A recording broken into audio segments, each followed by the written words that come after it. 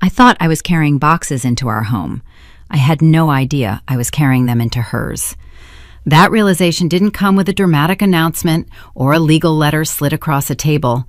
It came on a Tuesday morning, 3 days after our wedding, when Eleanor Hartfield rolled her suitcase through my front door as if she had done it 1,000 times before, and in a way that made me understand, with a slow and nauseating certainty, that she believed she had every right to do exactly that.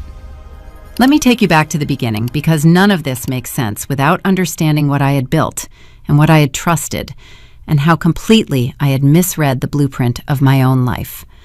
My name is Clara Reyes, or Clara Hartfield as of 4 days before Eleanor's arrival, though I would come to question that name more than any other word in my vocabulary. I was 31 years old, a structural engineer with a firm in the city, the kind of woman who checked load-bearing calculations 3 times before signing off, and who believed, with the same methodical certainty she applied to bridges and foundations, that love was also something you could build correctly if you used the right materials and followed the right plans. The house was mine. I want to be very clear about that, because in the months that followed, there were many people who tried to make me doubt it, including the man I had married. I had saved for 7 years for the down payment, 7 years of packed lunches and secondhand furniture, and weekends spent doing freelance drafting work instead of the beach trips my colleagues took. The house sat at the end of Birchwood Lane, a cream-colored craftsman with a wide-covered porch and a garden that needed work, and original hardwood floors that smelled, on warm afternoons, like pine resin and old varnish. I had walked through it alone on a rainy October afternoon, and I had stood in the kitchen with its south-facing window and felt something in my chest loosen. Not excitement exactly, but recognition, like finding a room in yourself you didn't know was there. I met Daniel Hartfield 8 months after I moved in. He came to repair the boiler, which had the temperament of a difficult toddler and required a specialist visit every 3 months. He was tall, slow-spoken, with the kind of calm that I mistook for steadiness. He made me coffee in my own kitchen and asked me questions about the house with genuine interest. And I noticed that he listened when I answered, really listened, not just waited for his turn to speak. We dated for 2 years. He proposed on the porch I loved, at dusk, with the garden lit up behind him in the last of the autumn light. I said yes before he finished the sentence. Eleanor came to the engagement dinner and brought flowers, pink peonies, which she knew I didn't particularly like because I had mentioned once in passing that I preferred wildflowers. She wore a cream blouse and a smile that sat perfectly on her face, and never, not once in the 3 hours of that dinner, reached her eyes. She called me sweetheart with a frequency that should have felt warm, and instead felt like something being marked. Daniel squeezed my hand under the table when she commented that the house was coming along nicely for a starter home, and I took that squeeze as solidarity. I understand now that it was apology, that there is a difference, and that I should have recognized it.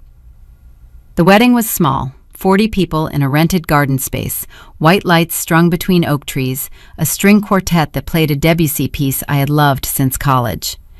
Eleanor sat in the front row in a dove-gray dress that was, objectively, more bridal than my own.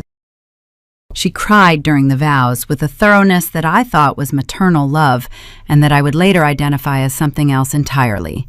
The tears of a woman watching a transaction she had not authorized, performing grief on behalf of a son she had no intention of sharing.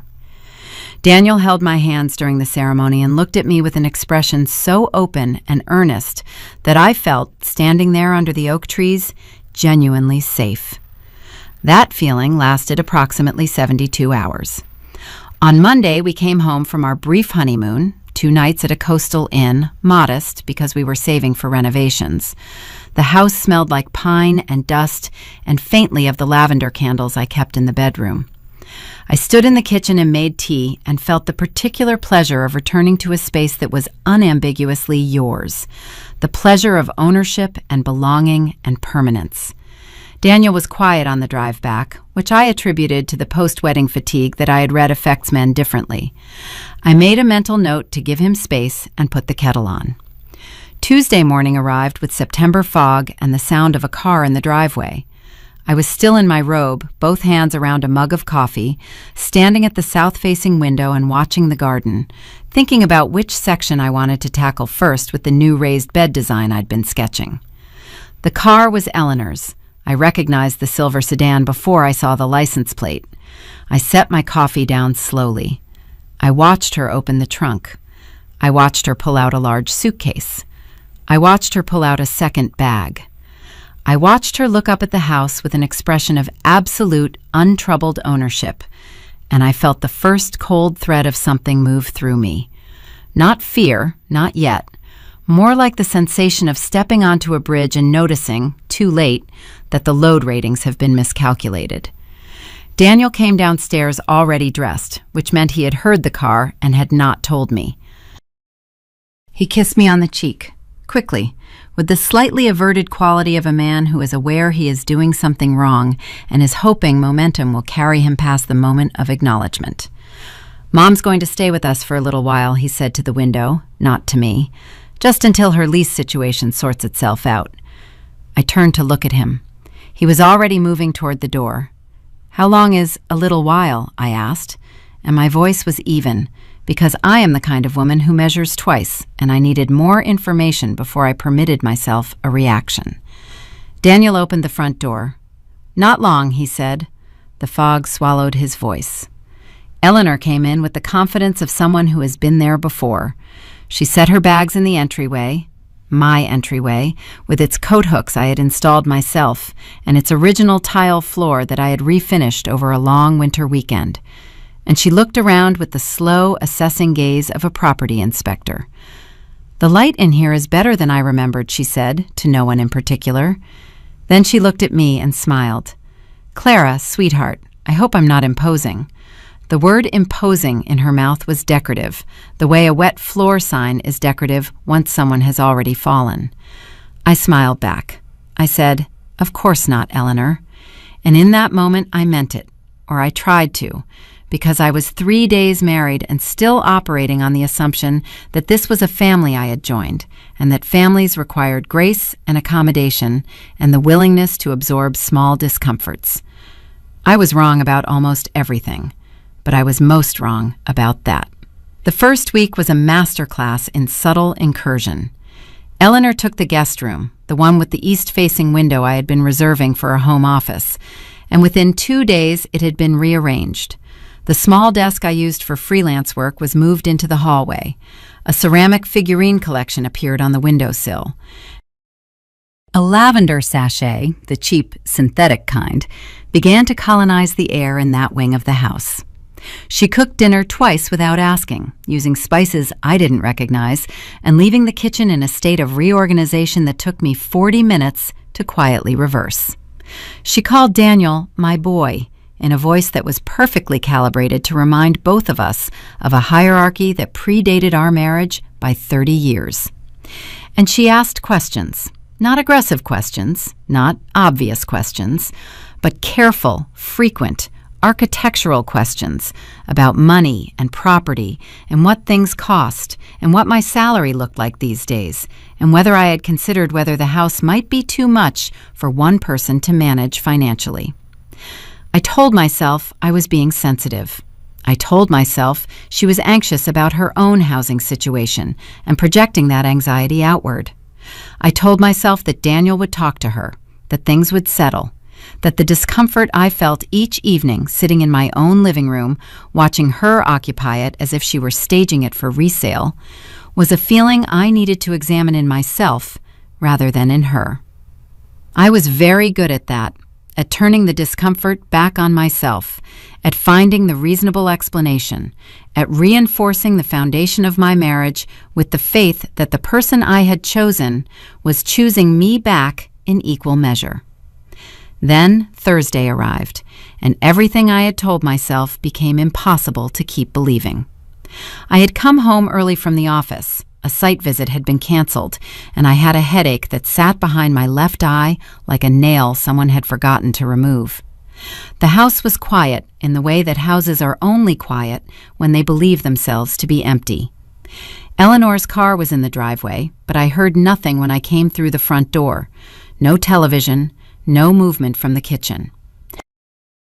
I set my bag down and walked toward the kitchen for water, and paused at the study, the small room off the hall that I used for paperwork, with the filing cabinet where I kept house documents, insurance, the original deed. The door was open. Eleanor was sitting at my desk.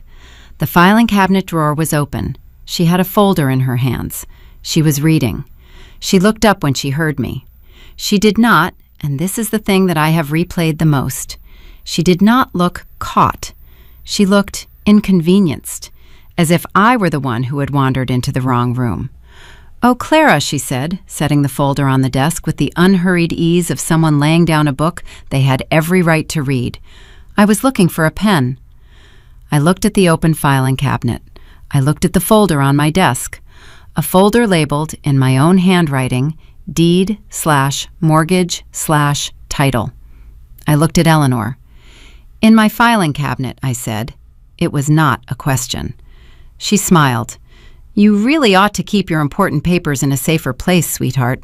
Anyone could walk right in." She stood, smoothed her slacks, and walked past me into the hallway with the measured steps of a woman who has accomplished something and is in no hurry to be confronted about it. I stood in my study for a long moment. The folder was exactly as she had left it. I opened it. The deed was there, the mortgage documents, everything in order. But a small sticky note, yellow, the kind I kept in the top drawer, had been placed on the first page of the deed. It was blank. She had left me a marker, a small, yellow, entirely deniable marker in the middle of my most important document. And I stood there holding it and felt, for the first time, not discomfort, but the clean, cold architecture of fear. I didn't sleep well that Thursday night. I lay in the dark beside Daniel, who slept with the untroubled depth of a man whose conscience had, apparently, negotiated a very favorable arrangement with his unconscious. And I stared at the ceiling and tried to organize what I knew into something that made structural sense. Eleanor was nosy. Eleanor was boundaryless. Eleanor had looked through my private documents and left a sticky note on my deed, and when confronted had not apologized but instead suggested that I was the one who needed to be more careful. These were facts. The question I kept returning to, the one that kept me awake until the fog outside the window began to lighten, was whether these facts were the behavior of an anxious, boundaryless woman, or whether they were something more deliberate, more planned, more architectural in the worst sense of that word. By morning, I had not resolved the question, but I had decided to start paying closer attention. I began keeping a small notebook, the kind I used on site visits, with a hardcover and graph paper inside. I noted dates and times and specific incidents, what was said, where, in whose presence. I noted the evening Eleanor mentioned at dinner that she had done some research on property values in our neighborhood, and that the house was worth considerably more than you'd think, Clara, especially given the lot size. I noted Daniel's response, which was to pass the breadbasket and say nothing. I noted the phone call I half heard from the hallway on Saturday morning. Eleanor's voice, low and deliberate, saying, "Not yet, but she doesn't need to be involved at this stage," and the complete silence that followed when I appeared in the kitchen doorway. I noted Eleanor's question on Sunday, framed as casual curiosity, about whether I had looked into refinancing options recently, and what that process involved, and whether the original mortgage was in both names or just mine. That last question. I returned to it again and again. The mortgage was in my name only because the house had been mine before Daniel. We had talked about adding his name at some point as a gesture of full partnership, but we hadn't done it yet, hadn't gotten around to the paperwork. I had mentioned this fact, in passing, to Eleanor at some point during the engagement. I was almost certain of it. And now she was asking about refinancing, which requires the signature of the mortgage holder, which was me, and only me. And the way she asked it, with that particular softness, that faux idle tone, as if the question had just occurred to her while she was considering what to make for dinner, made the hairs on the back of my neck stand up in a way that had nothing to do with temperature. Daniel and I had our first real argument that Sunday night. I waited until Eleanor had gone to bed, and then I sat across from him at the kitchen table with my notebook open, and I said, carefully and specifically, what I had observed. I did not raise my voice. I presented the information the way I would present a structural analysis, methodically, with evidence, without emotional decoration. Daniel listened, or he appeared to listen. He had the expression of a man sitting through a presentation he has already decided to vote against. When I finished, he was quiet for a moment, and then he said, "Clara, I think you might be reading too much into things." I asked him about the phone call. He said he hadn't heard it. I asked him about the question about refinancing. He said his mother was curious, that's how she was, that she didn't mean anything by it. I asked him when his mother planned to find her own living situation. He looked at the table. He said, "She's going through a hard time." I said, "Daniel, this is our home." He said, "She's my mother." And those two sentences sat across from each other on that table like evidence of incompatible load-bearing structures, and I understood, with the quiet clarity of someone who has spent a career identifying the precise point at which things are likely to fail, that this was not going to resolve itself. The following Wednesday was when I found the document. Not the sticky note, not an overheard phone call, not a look that lasted a beat too long. An actual document printed and signed that removed the floor from under everything I thought I understood about my marriage, my home, and the man I had promised my life to 11 days before. It was 3:40 in the afternoon. I had come home to retrieve a forgotten set of site plans I needed for an early Thursday meeting. Daniel was at work. Eleanor's car was gone. She had mentioned a hair appointment. The house was empty. I went to the study, found my plans, and was turning to leave when I noticed that the filing cabinet drawer, the one Eleanor had been in, was not fully closed. It was perhaps an inch open, which was enough to see that the hanging files had been disturbed. Someone had replaced the folders in a slightly different order.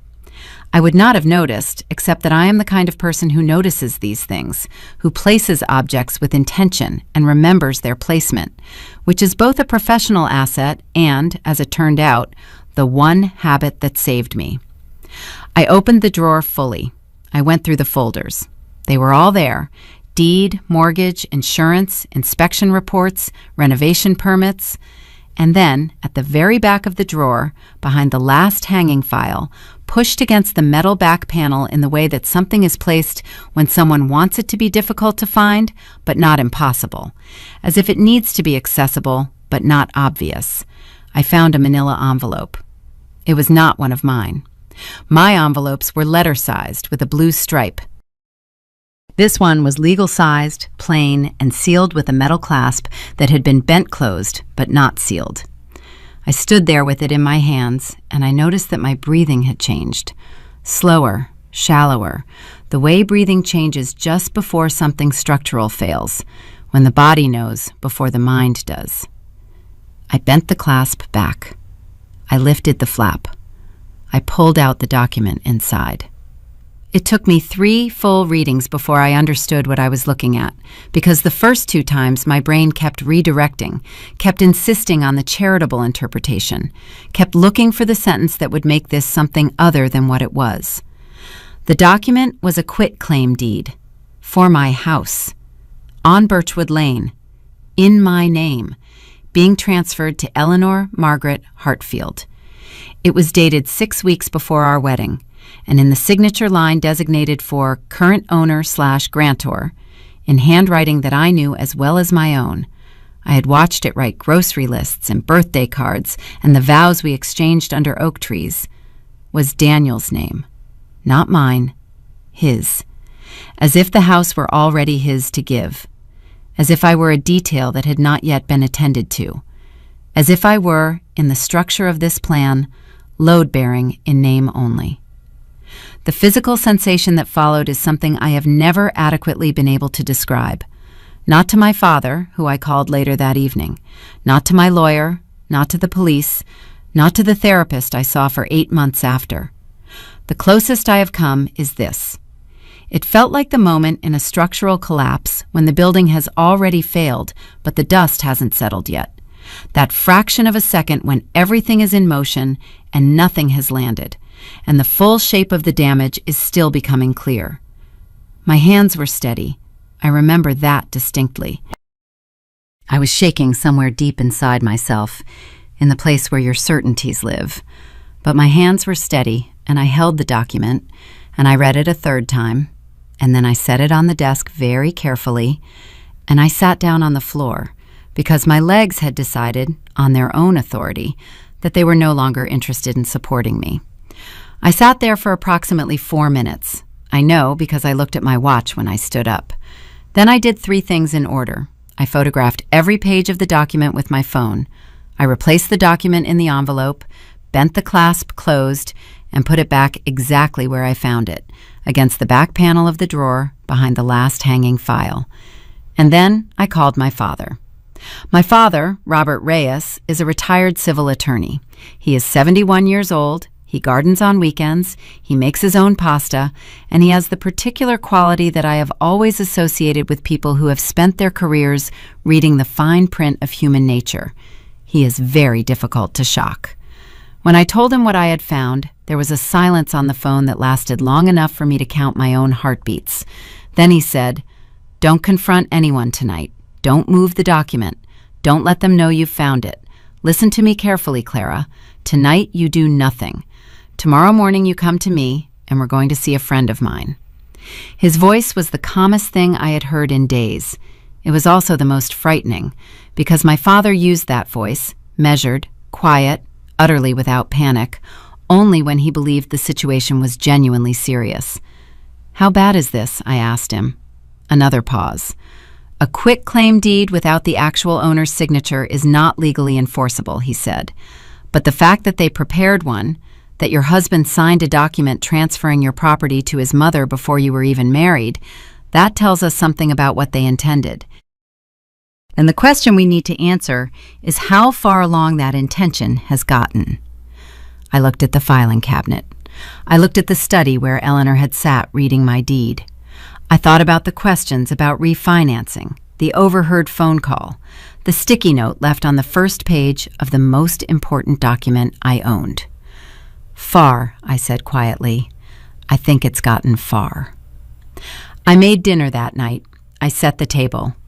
Eleanor came back from her hair appointment with a fresh set and a story about the woman at the salon who had recommended a spectacular new product, and she told it with the comfortable animation of a woman who was exactly where she intended to be.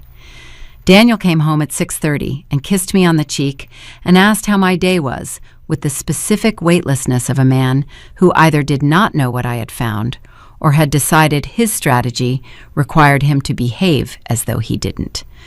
We ate together at the table I had bought and the dishes I had chosen, in the home that was mine, and I answered questions and passed things and said please and thank you, and the whole time I was performing dinner the way a building performs stability, from the outside, holding the weight, while the internal structure has already been compromised. That night in bed, when Daniel's breathing had settled into the rhythm of sleep, I lay still and stared at the ceiling, and for the first time since finding the document, I permitted myself to feel the full weight of what it meant. Not the legal mechanics of it. My father and his friend would handle that. What it meant about Daniel. What it meant about the man who had stood under the oak trees and held my hands and spoken vows about partnership and trust, while having, 6 weeks prior, signed a document giving my home to his mother. What it meant about the way he had kissed me on the cheek tonight and asked how my day was, knowing what was in that filing cabinet.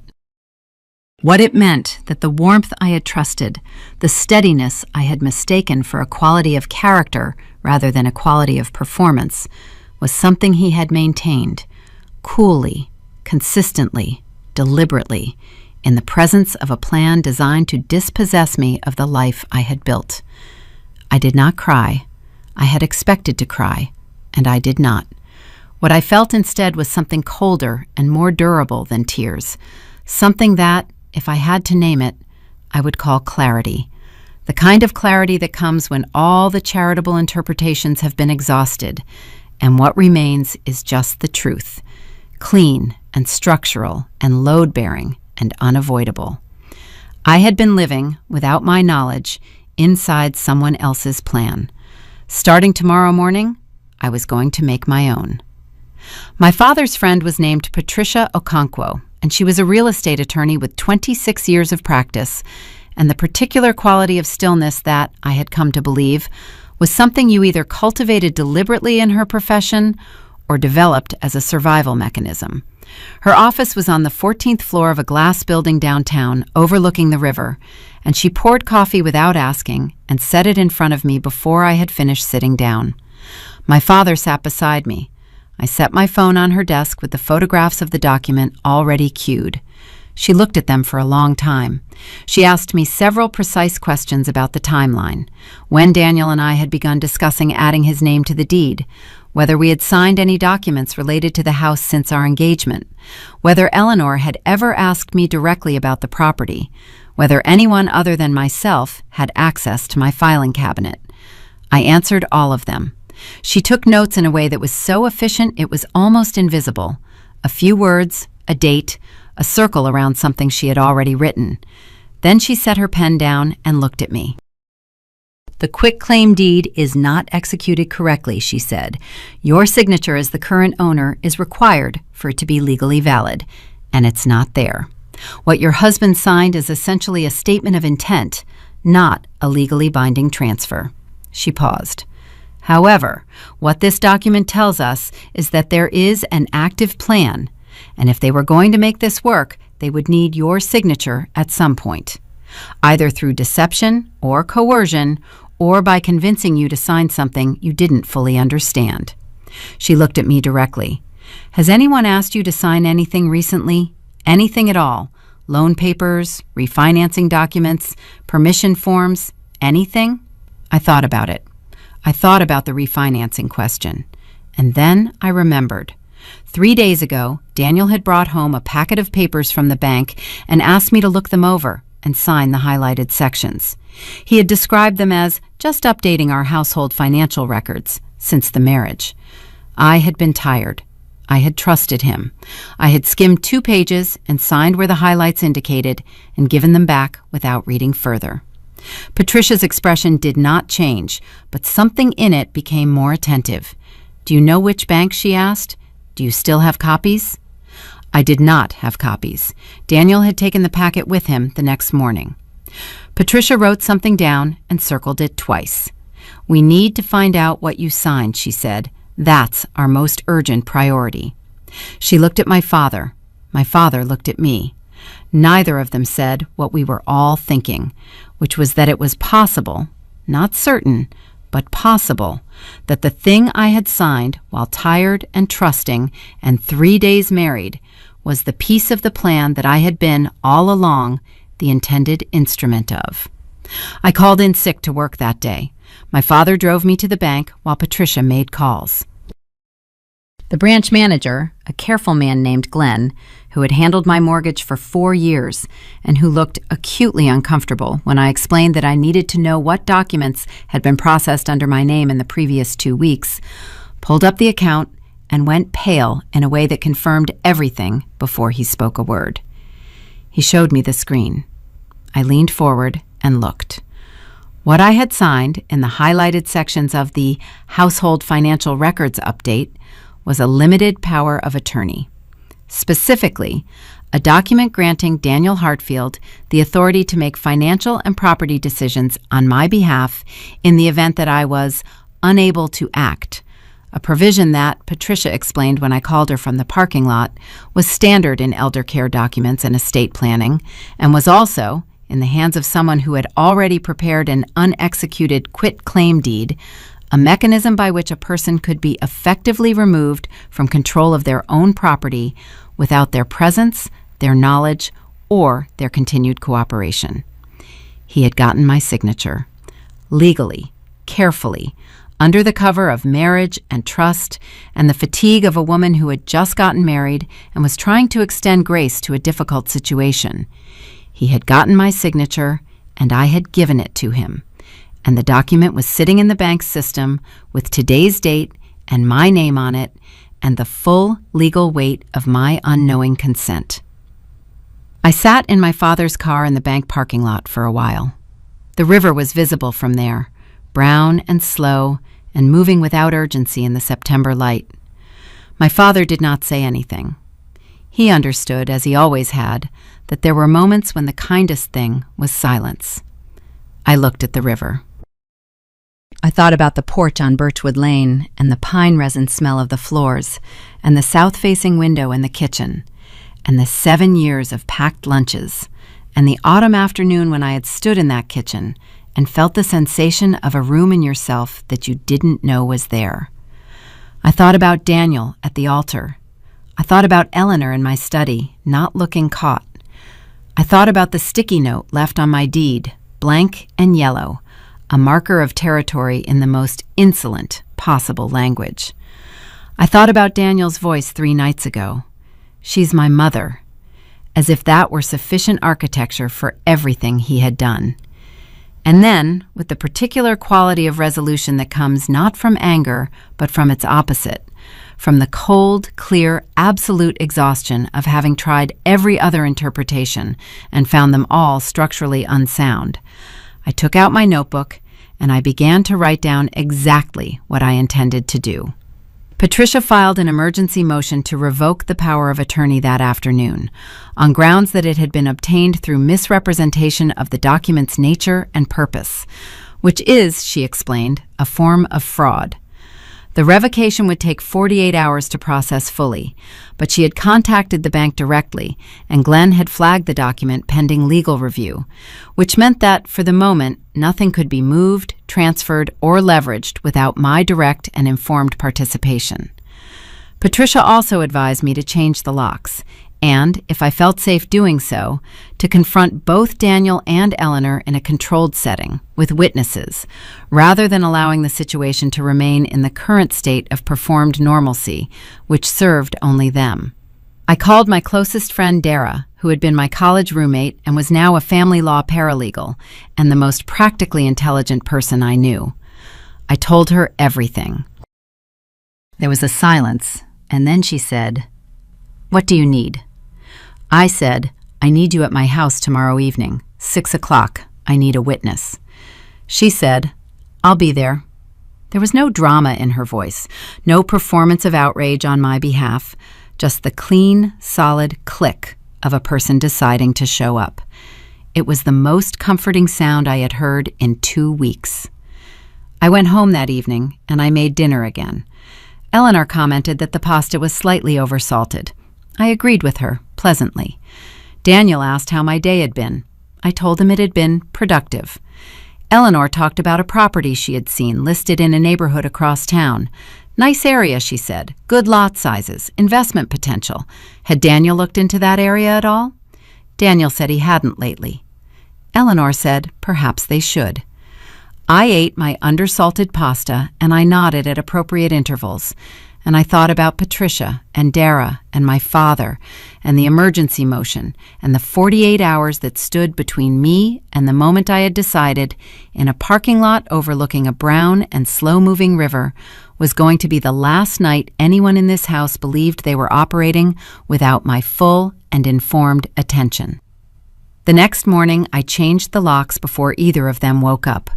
I did it quietly, with a set of replacement cylinders I had purchased on my way home the night before. I had installed hardware before. It took 40 minutes and a flathead screwdriver, and the peculiar calm of a person who is finally doing something concrete after days of observation. I kept the original locks in a bag in my car. I put the new keys on my key ring. When Eleanor came downstairs at 7:30 and tried her house key in the front door, which she had been given without my knowledge or permission sometime in the previous 2 weeks, and found it didn't work, she knocked. I opened the door. She looked at me with an expression I can only describe as the face of a woman recalibrating. "The lock seems to be sticking," she said. I smiled. I had it replaced, I said. The old cylinder was wearing out. I did not offer her a new key. She did not ask for one, not directly, not yet. She was too controlled for that. But she watched me for the rest of the morning with the focused attention of a chess player who has just realized that the piece she thought was stationary has moved. Dara arrived at 6 o'clock sharp. When Dara walked through my door at 6 o'clock with her laptop bag and a bottle of wine she set immediately on the counter without comment, Eleanor was in the living room and Daniel had just come home from work. He registered Dara's presence with a micro-expression of discomfort that lasted perhaps half a second before his face settled into its default configuration of pleasant neutrality. Eleanor looked up from the magazine she was reading, a home decor magazine, I noticed, the kind that features floor plans and renovation ideas and the careful reimagining of existing spaces, and smiled with precisely calibrated warmth. "Dara, how lovely," she said, as if she were the hostess. The word lovely in her mouth was the same word it always was, decorative, weaponized, serving the function of warmth without containing any of its substance. Dara said hello and sat down at the kitchen table and looked at me, and I looked at her, and the wordless communication we had been conducting since we were 19 years old passed between us in the time it takes to blink. She was ready. I turned to Daniel, who was loosening his tie in the way of a man who had assessed the room and was deciding whether retreat was still an option. "I'd like to talk," I said. "All of us. Now." Daniel looked at his mother. Eleanor looked at me. The magazine sat open on its glossy page. I pulled a chair out from the kitchen table and sat down, and after a moment, because there was nothing else to do, they both sat too. I had thought about how to begin this. I considered several approaches and discarded them. Confrontational, emotional, accusatory, any frame that gave them the opportunity to respond with confusion or deflection, or the particular brand of concerned bewilderment that Eleanor deployed the way other people deployed shields. In the end, I decided to simply present the material. The way you present a structural analysis, without decoration, with the full weight of the evidence and the full implication of what it meant, given without modulation so that there was no uncertainty about what had been found or what I understood it to signify. I set my phone on the table. I opened the photographs. I pushed the phone toward the center of the table where both of them could see the image clearly. The quitclaim deed, my address, my property, Eleanor's name in the transfer line, Daniel's signature in the current owner's space, dated 6 weeks before our wedding. "I found this in my filing cabinet on Wednesday," I said. My voice was level. I had rehearsed the levelness. I needed it to be level, because I understood that the moment my voice broke or rose or shook, I would become emotional and they would become rational, and the structural advantage I currently held would shift. "I'd like one of you to explain it to me." The silence that followed was the most informative silence I have ever experienced. Eleanor's face did a specific and fascinating thing. It did not panic. It did not collapse. It assembled itself into a configuration that I recognized after a moment as prepared. She had prepared for this moment. Not for this specific Tuesday evening, perhaps, but for a version of it. The moment when I found out, the moment that required a response. She had thought about what she would say. Daniel, by contrast, looked at the phone and looked at the table, and his face did not assemble into anything at all. It simply emptied, as if the person behind it had stepped away from the window. "Sweetheart," Eleanor said, and the word landed exactly the way it always landed, cushioned and precise and meaning nothing. "That document is not what it looks like." I waited. I had decided that I would let her complete whatever she was going to say before I spoke again, because I wanted the full architecture of the lie before I introduced the evidence that contradicted it. Daniel and I discussed this with a financial advisor months ago, before the wedding, when we were thinking about long-term planning. The deed transfer was meant to be a protective measure, a way of ensuring that in the event of any legal complications, the property would be shielded. It was never intended to remove the house from your control. It was for your benefit as much as anyone's. She folded her hands on the table. She looked at me with the expression of someone presenting a fully reasonable explanation to a person who has, unfortunately, misunderstood. The document was never filed. It was just exploratory. She smiled. The smile was the sharpest thing in the room. I looked at Daniel. He was looking at the table. "Daniel," I said. He looked up. His eyes did the thing they had been doing for 2 weeks. The slight shift to the left, the micro-avoidance, the tell of a man who is not lying in this moment only because he is not speaking. "Was this for my benefit?" I asked. The question sat in the air between us. He opened his mouth. He closed it. He said, "It's complicated." Those are words I had heard men say before in my life, and they have never once preceded a complicated explanation. They have always preceded the simple explanation that the speaker finds it more comfortable to obscure. I looked at him for a long moment. I felt something in my chest, not anger, nothing so hot as that, but the specific and irreversible sensation of a door closing, not slamming, just closing, quietly, with the soft and final click of a mechanism that has been made to lock. "Here's what I know," I said. I turned to include both of them. "I know Daniel signed a quitclaim deed on my property 6 weeks before our wedding, without telling me, without my consent, and without my signature. I know that 3 days ago, I signed a document I was told was a household financial update that was, in fact, a limited power of attorney, and that document has been flagged by my bank pending legal review and is in the process of being formally revoked." I paused. "I know that you, Eleanor, have been in my filing cabinet without permission. I know that you were given a key to my house without my knowledge. And I know that the combination of these things represents a coordinated attempt to gain control of my property." Eleanor's expression had not changed. She was extraordinary, actually. The steadiness of her, the maintenance of the concerned and misunderstood posture was a remarkable performance. "Clara," she said, "you're being very dramatic." And there it was, the gaslight. The reach for the frame that would make what I was describing a symptom of my emotional state rather than an account of her actions. The diagnosis before the defense. Dara, who had been silent until this moment, opened her laptop. "Actually," she said with the pleasantly neutral tone of someone reading a grocery list, "I've been taking notes." She turned the screen slightly so it was visible. Dates, times, direct quotes, all of it documented with paralegal precision. Eleanor looked at the screen. Her composure held, but something behind it shifted. A recalibration, the recognition that the room had changed configuration in a way she had not anticipated. What followed was the longest hour of my life.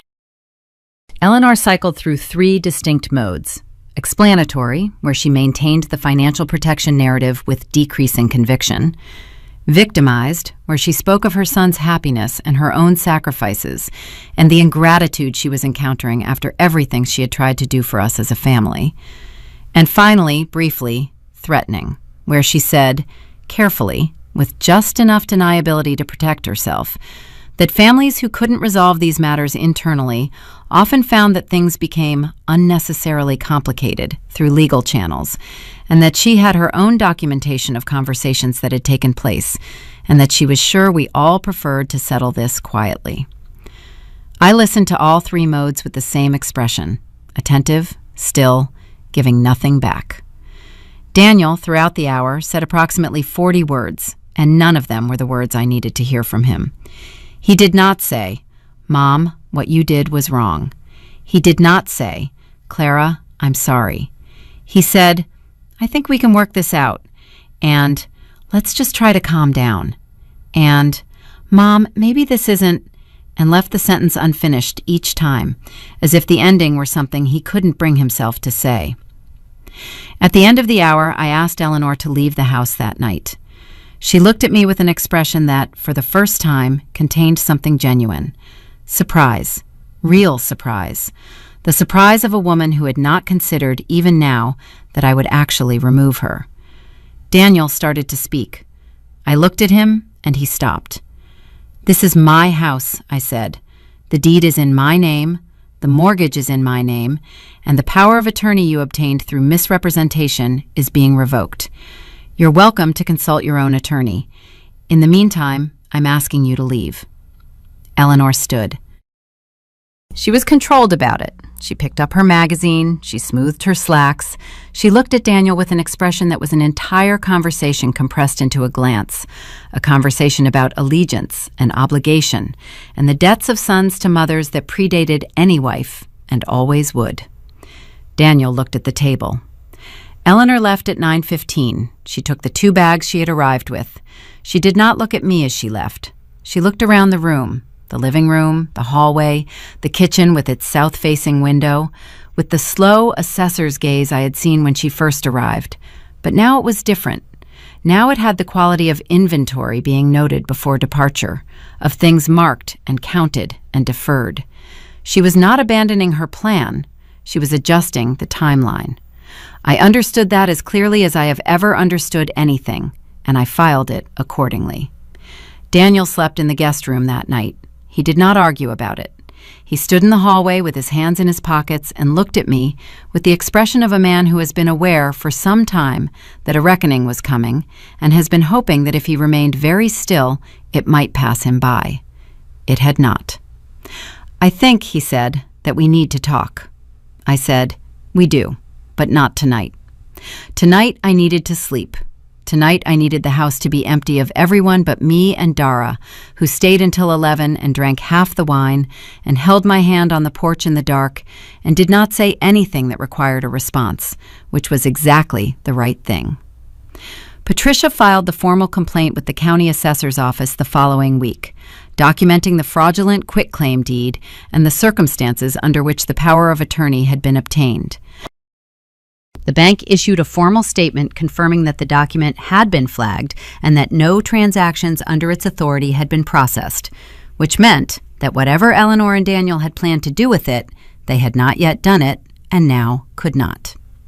The county assessor opened an investigation.